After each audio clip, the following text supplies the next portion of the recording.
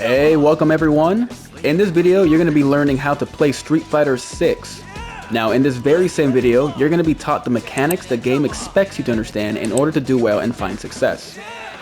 These include the buttons, defense, special moves, cancelable attacks, the drive gauge and the mechanics attached to it, throws, command grabs, counter hits and punish counter, and ultimately levels 1, 2, and 3 attacks.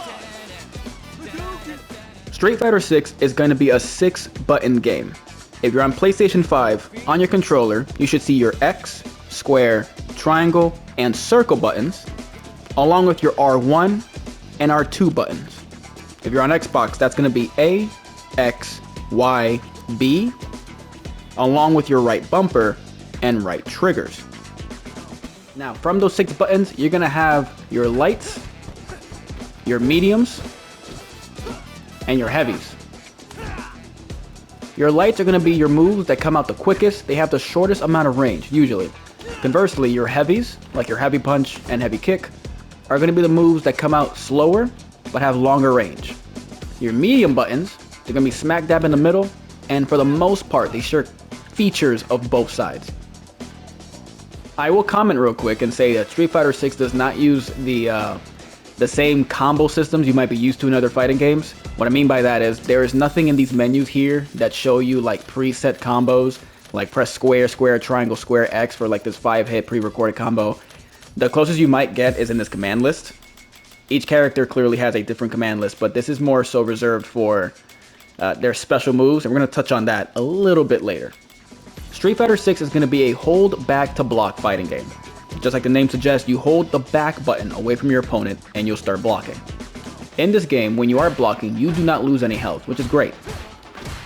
Your drive gauge, though, does get impacted. That's going to be the green bar under your health bar. We'll talk more about that later. Alright, cool. So, we're now on to the first point. We're going to start talking about special moves.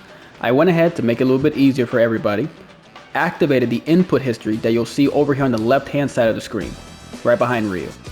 Say hi to everybody, Ryu. Thank you.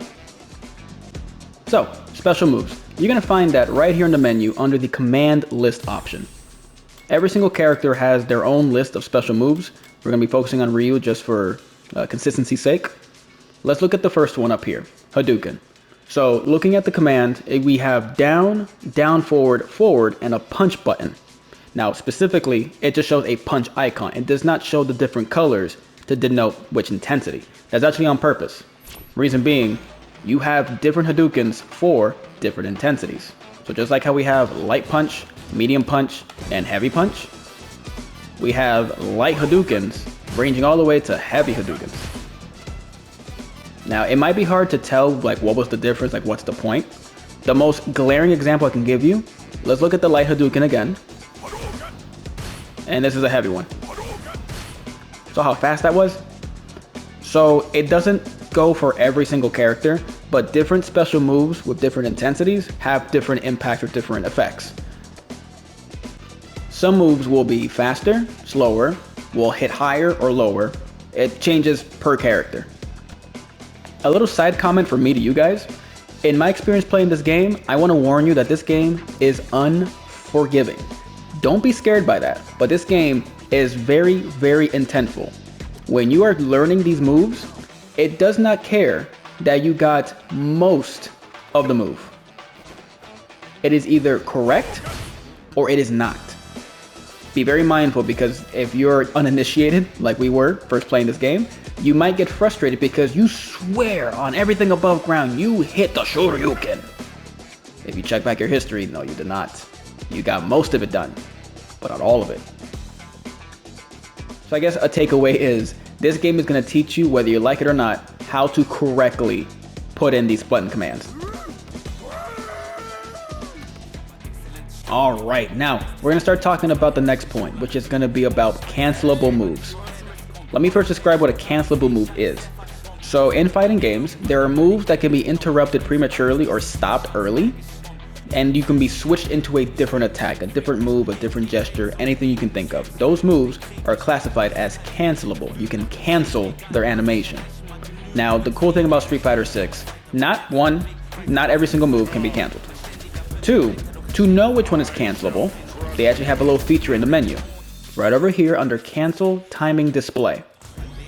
Your character will now flash red only in training mode to let you know that a move they just used could have been cancelled.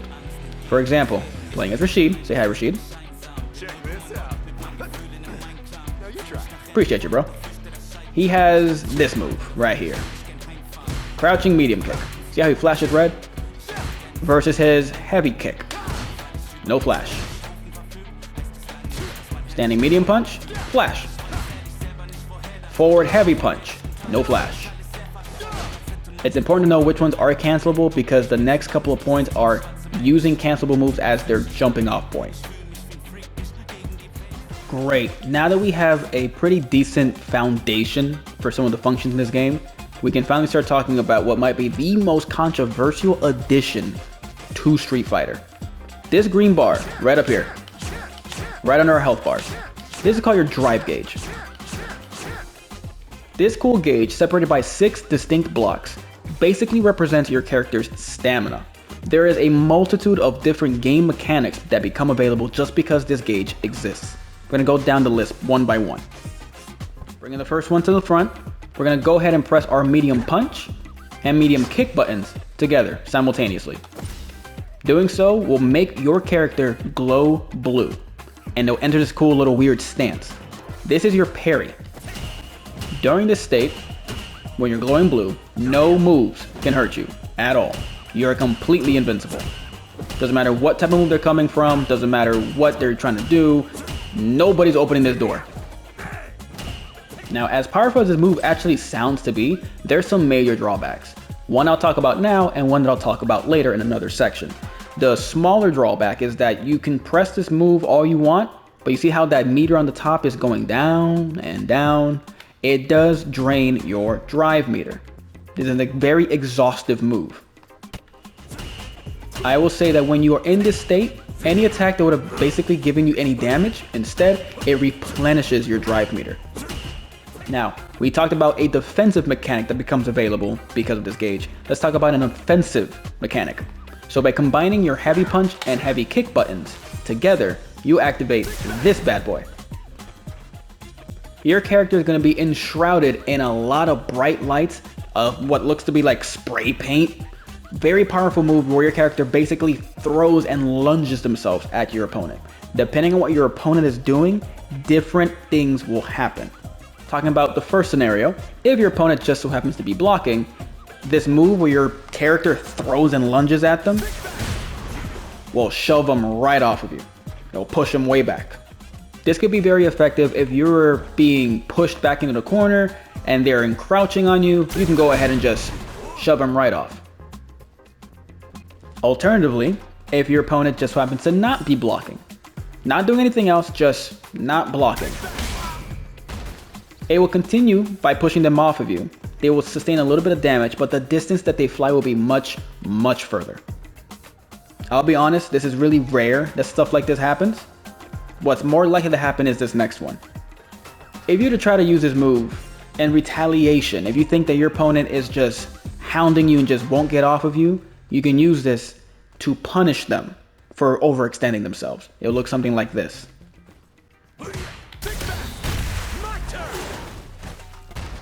They will be knocked straight in the mouth, and they will enter what we call a crumple state. They'll be vulnerable for any and all types of attacks. Now, do not get the wrong idea. As powerful as this move is, there are answers to it. Do not be caught abusing it. This move has a long startup. It's very big, flashy, and loud. If your opponent catches you doing this all willy-nilly, you will suffer for it. But the same could be said for them. Alright, so something really cool about this move is that depending on where you and your opponent are on the stage, will actually have or activate different effects. What I mean by that is, not too far away from Honda behind him is the corner, is the wall. We can't go that much further back. See? So in a situation like this where they would, be pushed back like we were just talking about, if you have nowhere else to go, you'll splat on the wall. You'll notice how it says crush to let you know that they have now had their guards broken. In situations like that, they are now vulnerable. You can hit them. I strongly recommend to have situational awareness. If your back is against the corner, there's a strong chance that you're going to be pushed back to some degree. Be ready for it. Cool. So, talking about another feature. How I mentioned earlier how this is basically like your stamina bar, the drive gauge. So, now that we already introduced the parry mechanic, right? Pressing your medium buttons together. If you were to double tap forward on your D-pad during this state, watch what happens. Your character will flash green and will sprint right towards your opponent. That is called a drive rush. Now, we're not going to get into the weeds about frame data and stuff like this, but take my word for it that attacks that come out of this drive rush state are much more dangerous than if they were used normally otherwise.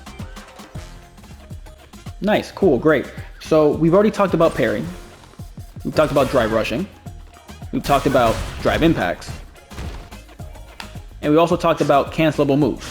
Moves that, well, in training mode will let you know by flashing red can be interrupted. Let's talk about some ways to interrupt these moves and what benefits you'll have in interrupting them. Since we're talking about the drive gauge, let's first talk about what we call a drive cancel. So let's go and take Ed's standing medium kick. I know it's not a kick, bear with me, he's a boxer. Fighting game logic, right? We know this move is cancelable because he flashes red. Now we also know from slightly earlier that parrying and double tapping forward will cancel the parry and rush your character forward towards your opponent. Let's cut out the middleman then. If red means cancelable and double tap out of parry means run, what happens if you double tap when you're flashing red? You'll sprint right out of that move. Instead of letting that move finish, well, it's time to hustle, it's time to move. Now, anybody with a keen eye would have already noticed something very, very weird. So we already know that parrying drains the meter. Slowly, but it does. We also know that drive rushing takes a meter. Takes 1 bar. But yet, if we were to drive cancel, yikes, that takes a lot. That's actually on purpose. That is a balancing technique. Because as you get better at the game, you'll start realizing just how advantageous it is to be able to strike or attempt to strike your opponent and cancel into a very aggressive move like this. So please be careful. Use it, it's part of the game, but be mindful because you can very easily exhaust yourself. Use all your resources. We want to make sure you do it where it makes sense. Since we're talking about exhausting ourselves, let's go and talk about what happens if your meter runs out. Ed is clearly very tired, and it takes 3 meters for him to, well, do a cancel. So what happens if I were to overextend myself and just run out of energy? My meter is gone. And you can already notice that Ed has a slightly different stance. He has like this grayish hue to him. He has these sparkly little lights here. This is called the burnout stage. You don't want to be here. I'll tell you right now, and I'll be the first to tell you, being in this stage sucks. You do not want to be in burnout. Everything is just worse for your character. Attacks that were probably okay are now terrible. You cannot cancel your moves. If you could look at the left-hand side of my input history, you can't drive cancel. You can't drive impact. You can't parry. You can't do anything. You lose a lot of mechanics because, well, you have no more energy. You're done. Now, we're not going to go into it this time, but I will say that even your frame data changes, and it's not for the better. The goal for this fighting game, if you can avoid it, please do so. Manage your resources, use your drive gauge, by all means. If you can avoid burnout, do it. Do not aim to be in this state. One more piece of advice. The drive gauge clearly tells you what moves you can use. So something that might take, 3 blocks, if you have 3 blocks to spare, then good for you. Now your brain might be telling you, well, cool, if I have 3 blocks, I can use something that costs 3 blocks. If I don't have 3 blocks, I can't use that move, right? Wrong. Even if you do not have enough resources, as long as you have a little bit, you can still use that move. Now, me telling you this is not telling you, hey, burn yourself out or waste all your resources. But if you are in a situation where you are going to get burnt out anyway, if you're in a situation where you're going to enter a disadvantageous state anyway, might as well be on your own terms. You didn't hear it from me. But just some food for thought. And the final thing I'll say about the drive meter for a while, during burnout, yes, everything sucks. Earlier we were talking about if you are pushed against the wall, you will splat on the wall. In burnout, it is worse. If you are drive impacted while you're in burnout, you will enter a stun state. You will be crumpled, you will be slammed onto the floor, vulnerable, you can't do anything. So clearly, in situations like this, it's not so much, oh no, what can I do to get out of this? It's more so, oh no, I have failed because now I'm in this situation. Do anything and everything you can to not be here, because being here sucks. Now it's time that we discuss what counter hits and punish counters are. First, defining them, a counter hit is any time you attack your opponent before they're able to get their attack out on you. You could tell that's a counter hit because of a small little yellow banner that pops up on the screen. Looks something like this. Counter hits are great pieces of information. It basically lets you know that the opponent was trying to mash or take their turn back, so you can use that to choreograph or plan the next move you want to make. Now, conversely, punish counters. A punish is essentially you missed or whiffed a move and I hit you for it. You left yourself open, you left yourself vulnerable, either because you misjudged the distance or you just did a move that you thought was going to land and well, it didn't. So now it's my turn. These, you can tell, are punish counters because of a big orange banner that pops up and a very loud, almost gunshot sound noise that plays. Kind of like this.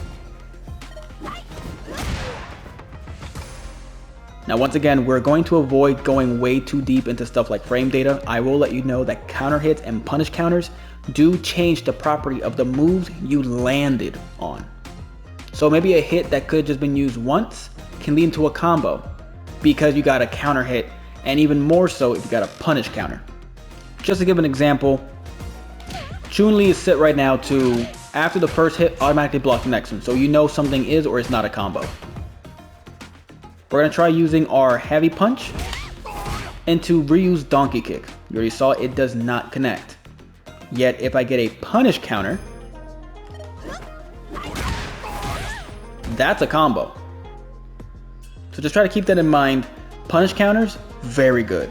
Counter hits, less good, but still very good for you. Cool, so let's start talking about throws. Now, I've come from different fighting games before, and a lot of fighting games have different interpretations of throws. For the uninitiated, throws are just your character grabbing the opponent and chucking them. Usually some cool animation plays out, but the end result's usually the same. You grab them, you hit them, they go that way. In Street Fighter, you can also change the direction of where the throw is going to land.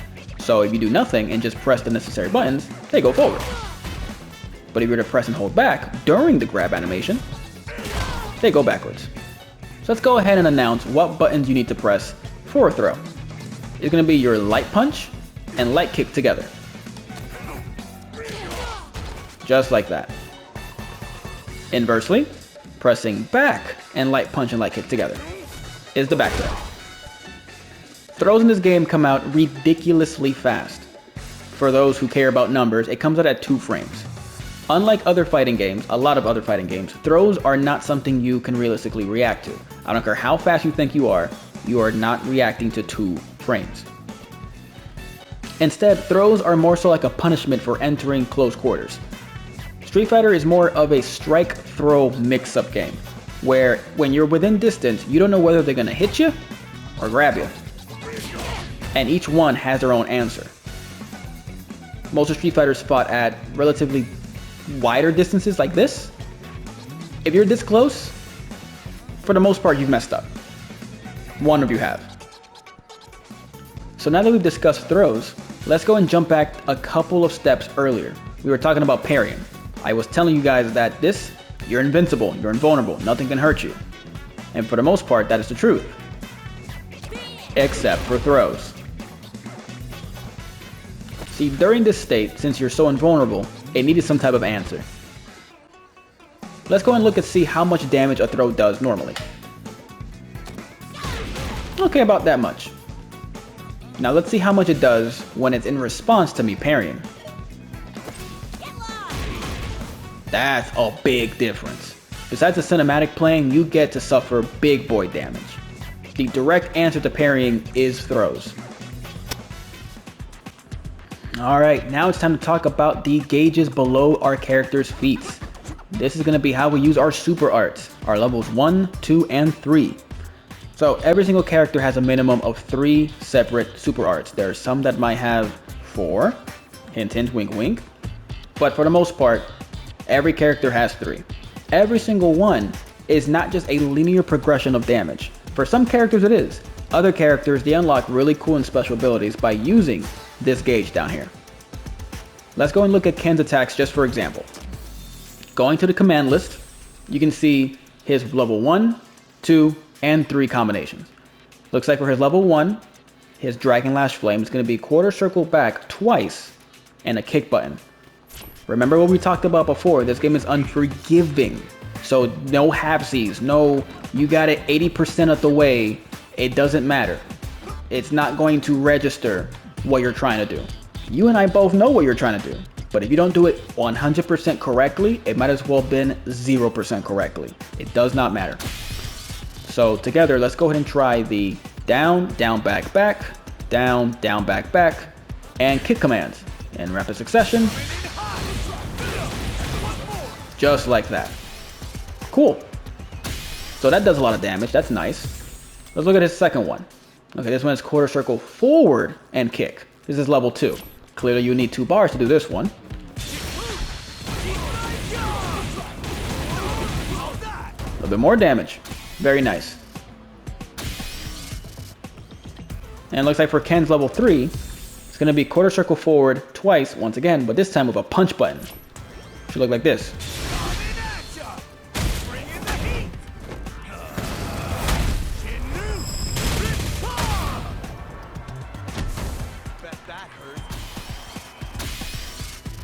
So for the most part, level 1s and level 3s are your more cinematic attacks. I mean, they all have cinematics, but level 3 is the move. It's the shotgun blast straight to the chest attack for each character. Now, there's something special that happens when you actually enter 25% of your health. You see down here where it used to say on number 3, now it says CA. Your level 3 has now been transformed into a critical art. It's still the same command and everything, but the moves for the most part hurt more. They might land in different situations, they might change ever so slightly, but how to execute them remains the same. Now let's go and see what Ken's level 3 has become when it's now considered critical.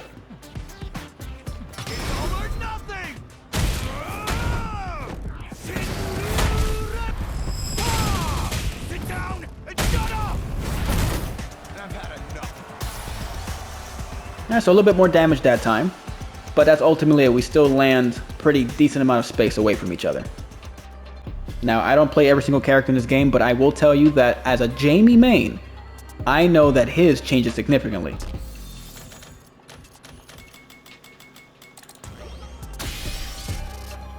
Jamie's normal level 3 actually allows you to do something cool after it.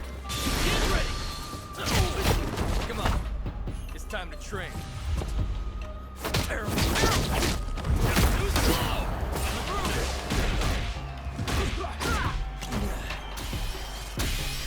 Breaking down what just happened, his level 3 allows me to continue attacking after the move is over. It gives a lot of creativity, a lot of space for creativity for me, the Jamie player.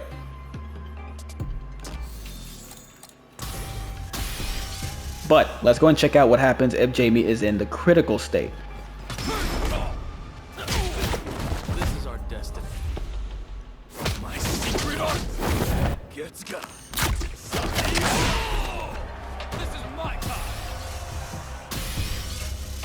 This time it lands them right away from Jamie. I can no longer interact with them. I can't do no follow-up combos. Very different. So having some situational awareness will do you well. We're gonna dial it back just for a second. I mentioned earlier that a lot of these might have like incremental damage, like level 1 might be this much damage, level 2 might just be a little bit more damage, etc. There might be other characters that have different experiences. Once again, as a Jamie main, I know that Jamie's level 2 is not like Ken's level 2, which is just another cool attack. It's actually a buff. For 2 bars, I can go ahead and get really wasted, which will change how Jamie plays for the better for a short amount of time. You can tell by that meter below his feet that it's slowly going down. So during this time limit, I have access to a lot of new moves. When it runs out, Jamie goes back to normal. Not every character can do that, so explore what your character can do with their different level 1s, 2s, or 3s. Let's not forget what we talked about so far. We did learn earlier about cancelable moves, about, you know, how you flash red to tell you that a move can be canceled, into a drive rush, or into special moves, just to name a couple of things. There are moves that you can cancel into your level 1s, 2s, or 3s with. So for example, nice little string I have. That can be canceled into his back palm. His back fist, I mean. But let's see if we can cancel into something probably more, I don't know, damaging. Come on. It's time to train.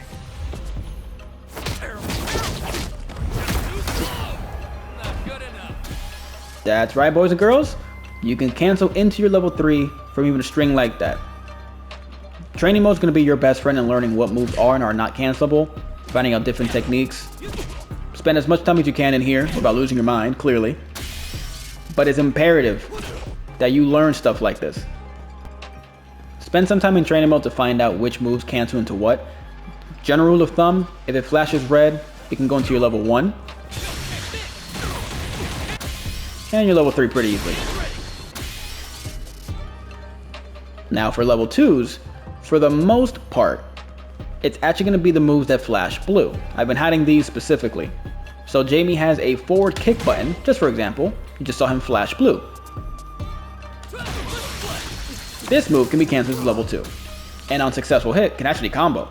So again, a lot of exploration you guys can do. And that brings us to the end of the video. Once again, thank you guys so much for watching. Go ahead and click on this video next if you guys are craving some more.